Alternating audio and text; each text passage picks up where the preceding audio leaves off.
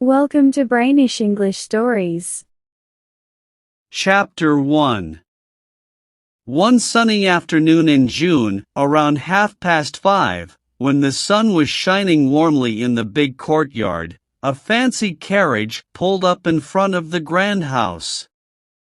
The Lady of Mascaret came down the steps just as her husband arrived in the driveway.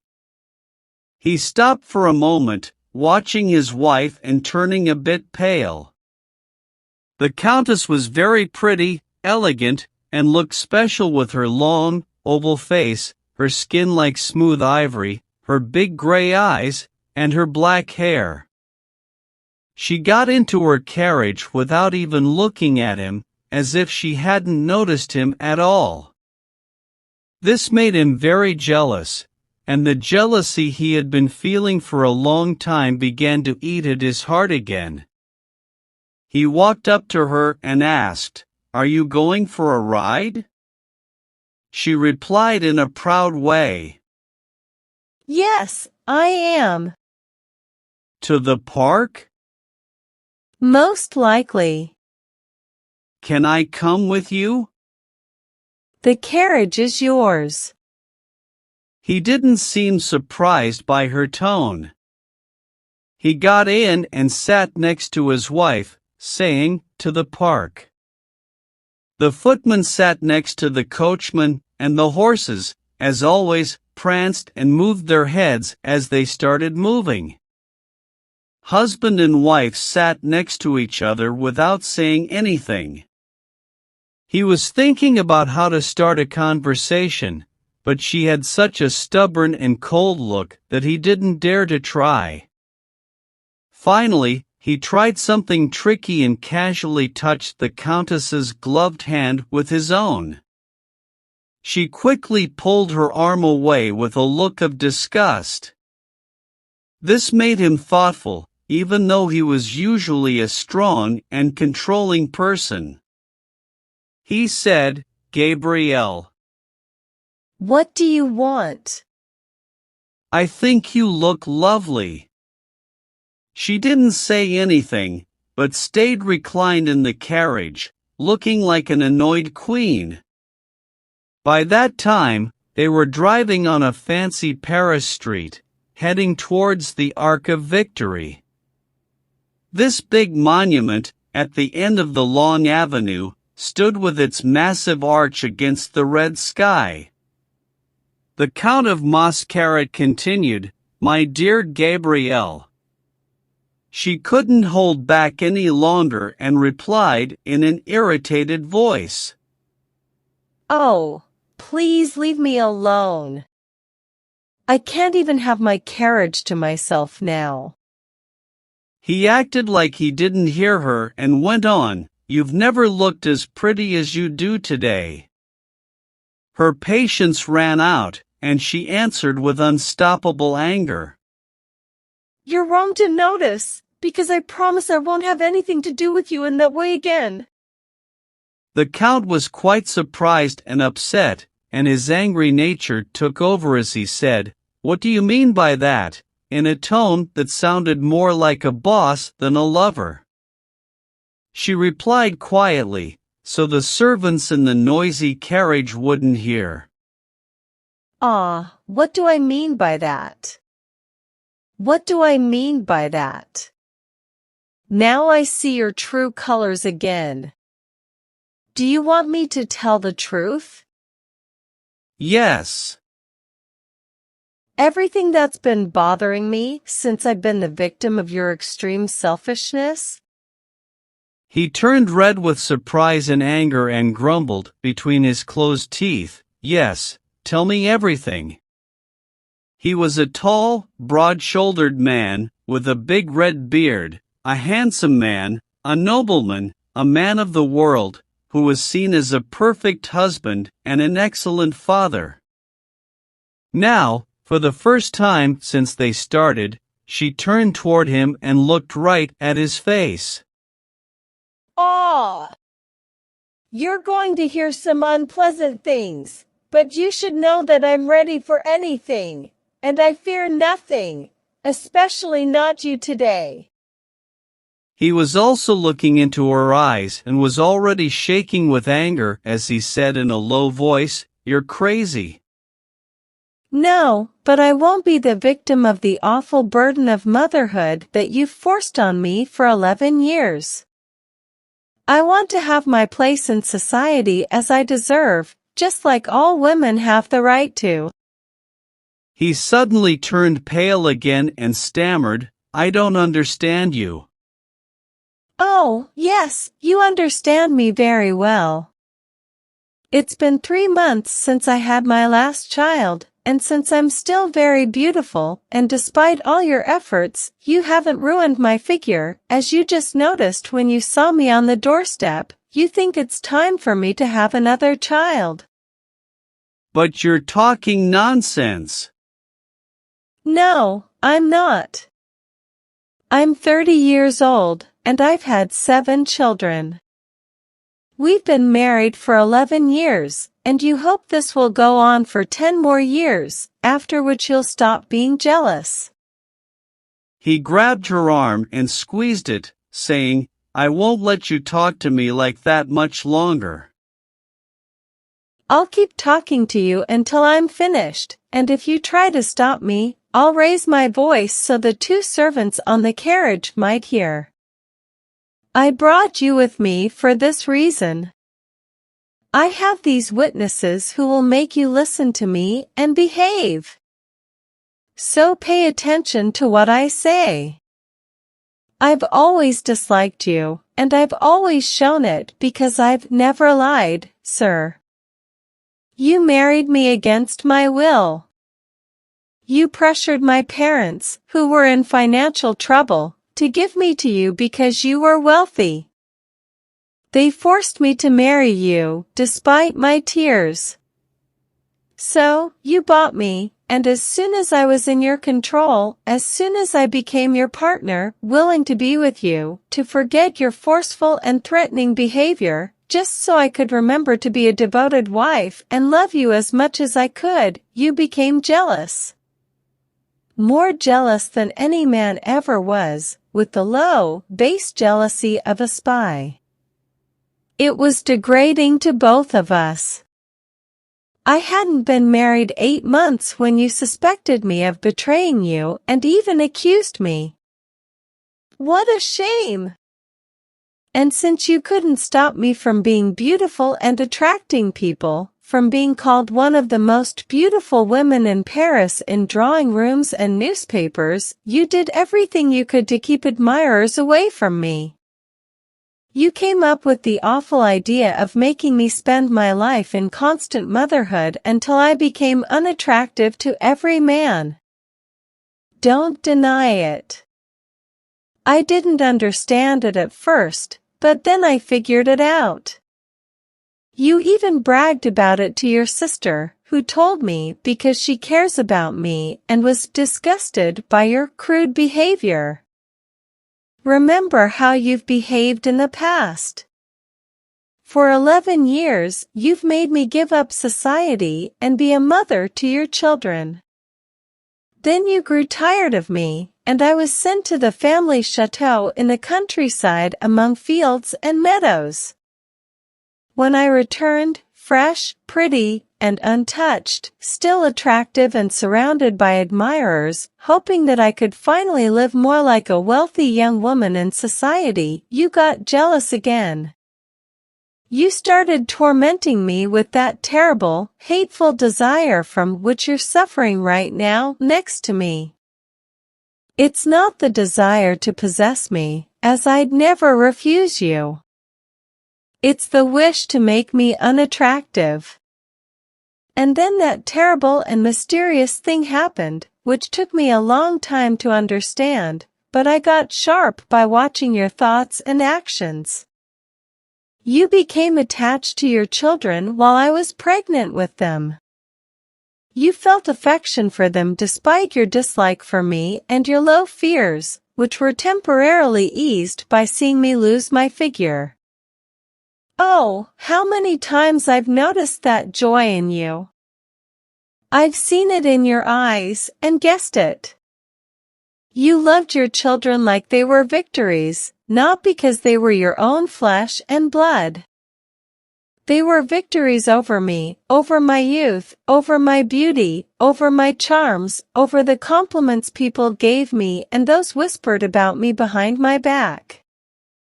And you're proud of them, showing them off, taking them on rides. You take them to theater, so people can see you with them and say, "What a kind father." He had grabbed her wrist brutally and squeezed it so hard that she fell silent, nearly crying out from the pain. In a harsh whisper, he said to her, "I love my children, do you hear me? What you just told me is terrible for a mother.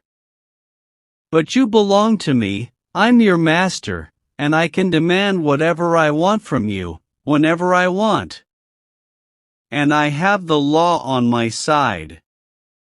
He was trying to crush her fingers with his strong, muscular hand, and she, pale with pain, tried in vain to free them from his grip.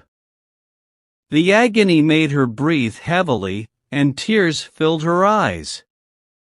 "You see that I'm the master and the stronger," he said. When he eased his grip slightly, she asked him, "Do you think I'm a religious woman?" He was surprised and stammered, "Yes." "Do you think I could lie in a church?" "No." "Will you go with me to a church?" "Why?" "You'll see." "Will you?" "If you really want to, yes." She raised her voice and called out the coachman. The coachman, leaning slightly without taking his eyes off the horses, seemed to direct his ear toward his mistress alone. She continued, "Drive to St. Philippe Church." Husband and wife didn't exchange any more words during the ride. When the carriage stopped in front of the church, Lady of Mascaret got out and entered it, followed by the Count a few yards behind.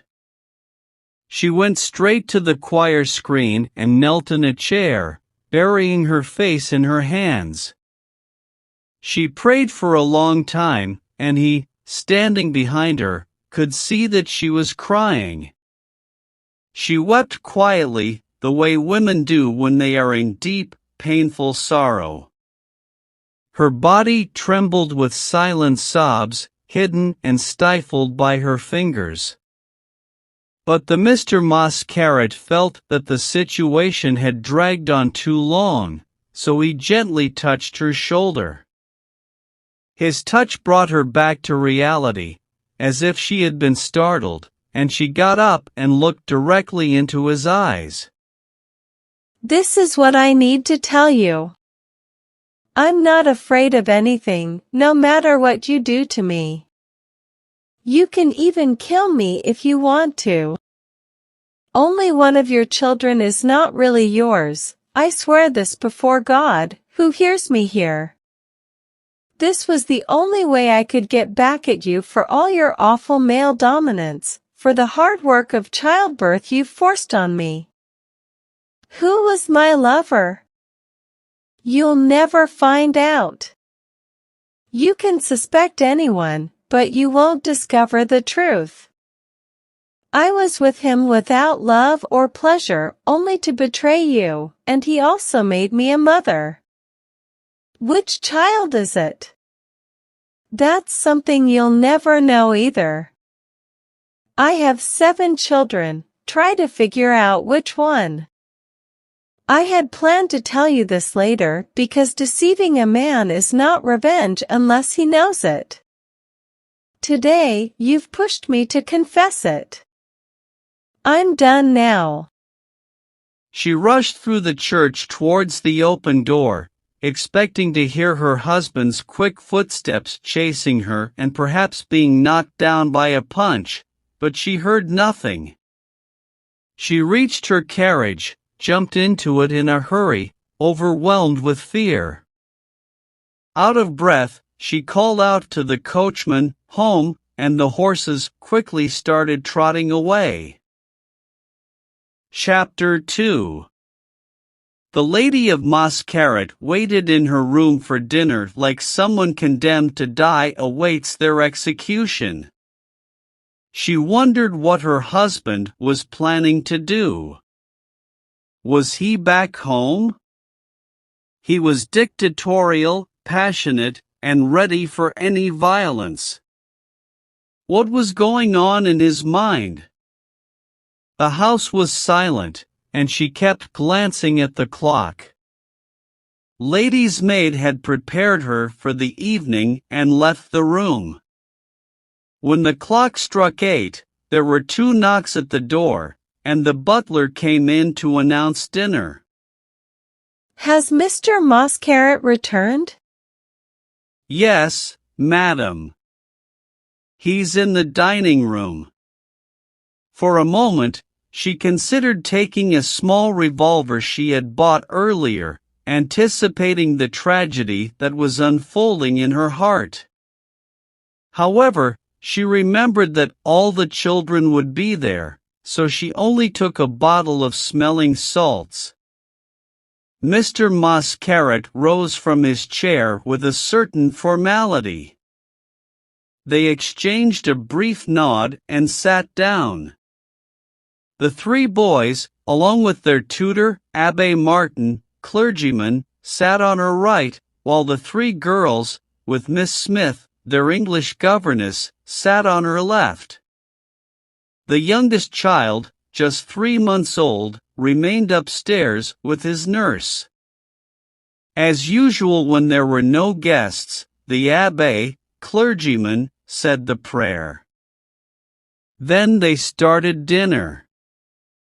The Countess, overwhelmed with emotion she hadn't expected, kept her eyes down, while Mr. Mascaret looked uncertain and unhappy as he glanced from one child to another. He suddenly pushed his wineglass away, causing it to shatter and spill wine on the tablecloth. This slight noise startled the Countess, who jumped from her chair, and for the first time, they looked at each other. The abbé, sensing an underlying tension, tried to initiate a conversation on various topics. The Countess attempted to respond a few times, but failed to find words amid the confusion in her mind. Her voice seemed almost loud in the silence of the spacious room, where only the faint sounds of plates and cutlery could be heard. Suddenly, her husband leaned forward and asked her, "Here, among your children, will you swear to me that what you told me earlier is true?" Her hatred, simmering within her, suddenly surged, and she answered his question with the same determination she had shown in their exchanged glances. She raised both her hands, one pointing toward the boys and the other toward the girls, and said firmly and resolutely, without hesitation, I swear on my children's lives that I have told you the truth. He got up, angrily threw his napkin on the table, flung his chair against the wall, and left without saying another word. The Countess let out a deep sigh, as if after a small victory, and spoke calmly. Don't pay any attention to what your father just said, my dears. He was very upset a little while ago, but he'll be fine again in a few days. When dinner was over, she led her children into the drawing room. She engaged the older ones in conversation, and when it was time for them to go to bed, she kissed them lovingly, one by one, before heading to her room alone. She waited, as she had no doubt that her husband would come. Since her children weren't with her, she decided to protect herself as any worldly woman would protect her life. In the pocket of her dress, she placed a small loaded revolver she had purchased a few days earlier. The hours passed, and the house fell into silence. She waited, filled with nervous energy, and was no longer afraid of him. But the first light of dawn crept in beneath her curtains, and he had not entered her room. She was surprised to realize that he wasn't coming. She locked and bolted her door for added security, eventually climbed into bed, keeping her eyes open, thinking, and trying to understand it all, unable to guess what he was planning to do. When her maid brought her tea, she also handed her a letter from her husband. In the letter, he informed her that he was embarking on an extended journey and added in a postscript that his lawyer would provide her with any money she needed for her expenses. Chapter 3. After 6 years, the Count and Countess Mascaret were sitting side by side in the carriage on their way home from the opera. They were not speaking, but suddenly the husband, Mr. Mascaret, said to his wife, "Gabrielle? Gabrielle." What do you want? She replied.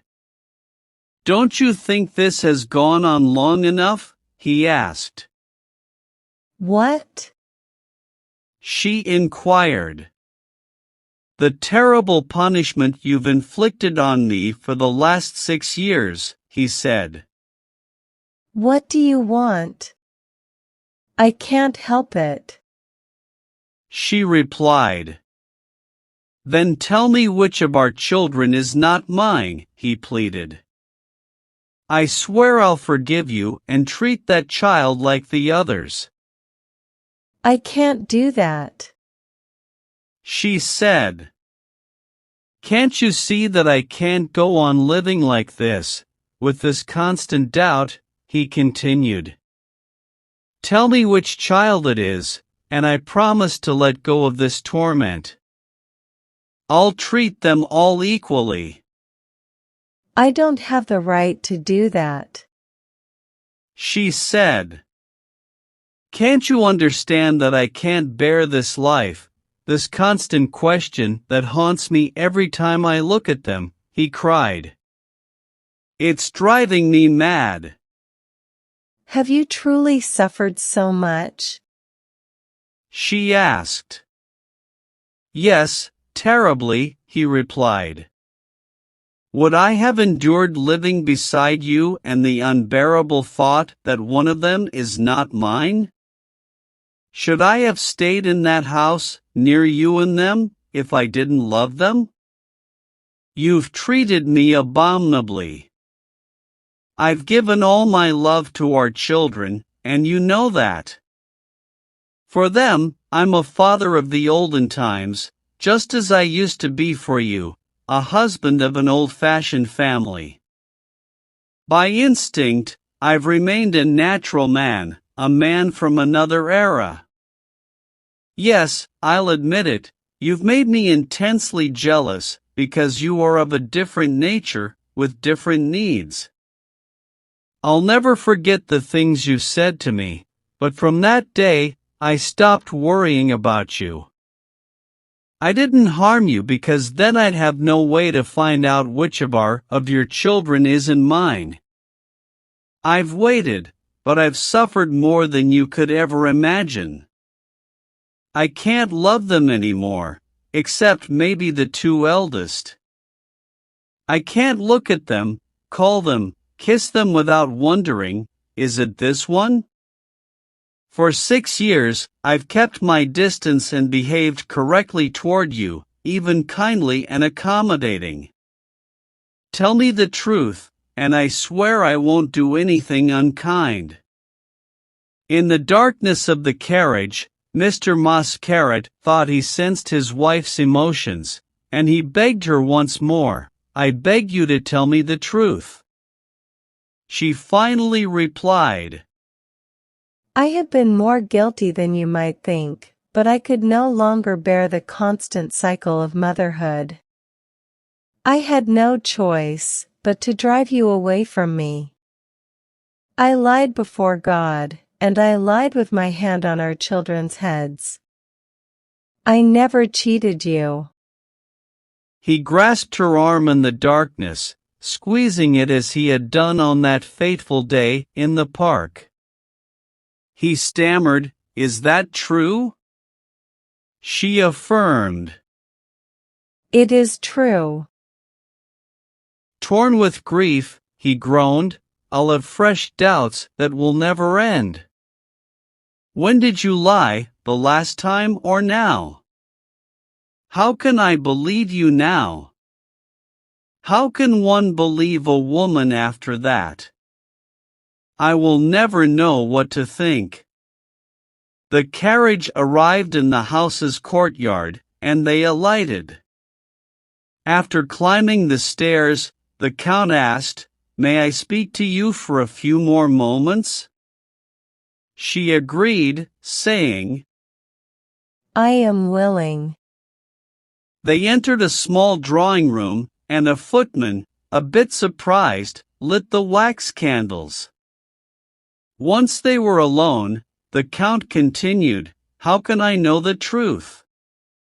I've asked you 1,000 times to speak, but you've remained silent, and now today, you tell me that you've been lying. For 6 years, you've let me believe such a thing. No, you are lying now, I don't know why, but perhaps out of pity for me?" She responded with sincerity. If I hadn't lied, I would have had 4 more children in the last 6 years. Can a mother speak like that? Oh, She said. I don't feel like the mother of children who were never born. It's enough for me to be the mother of those I have and to love them with all my heart. I am a woman of the civilized world, sir, we all are. We refuse to be mere females to restock the earth. She stood up, but he held her hands. Just one word, Gabrielle. Tell me the truth.